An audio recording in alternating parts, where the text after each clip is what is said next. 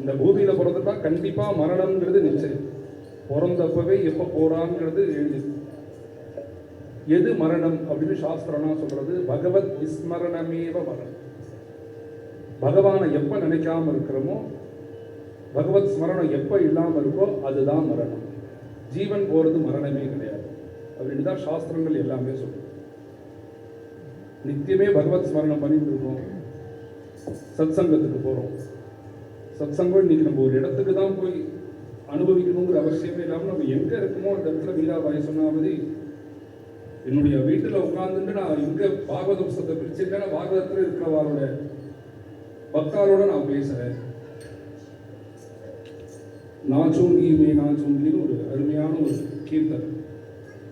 அதுல எனக்கு ஒரு தட்ட பேசணும்னு தோணுச்சுன்னா நான் மனுஷார்கிட்ட பேசணுங்கிற அவசியமே வச்சுக்கல.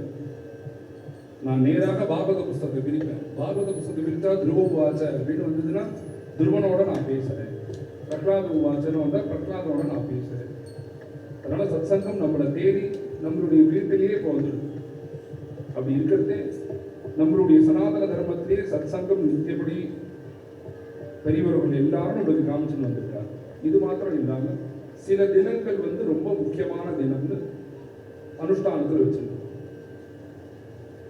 ராமநவமி, ஸ்ரீ ஜெயந்தி,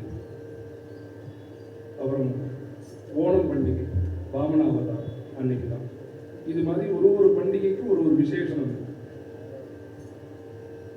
நித்தியமே நாம சங்கீர்த்தனம் இருந்தா நம்ம அந்த பாகவத அந்த சந்துக்களோட கீர்த்தனம் பாடுறது அன்னைக்கு நம்மளுக்கு சுதினம் தான், அன்னைக்கு பண்டிகை தான் நம்மளுக்கு.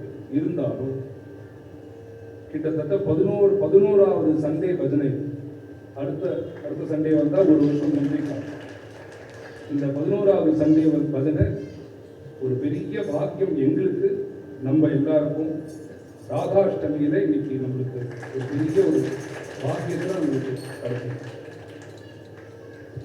எல்லாரும் பகவன் நாம சங்கீர்த்தனத்தை எப்படி சொல்லணும், எதற்காக நாமா சொல்லணும், நாம சங்கீர்த்தனம் பண்ணணும்.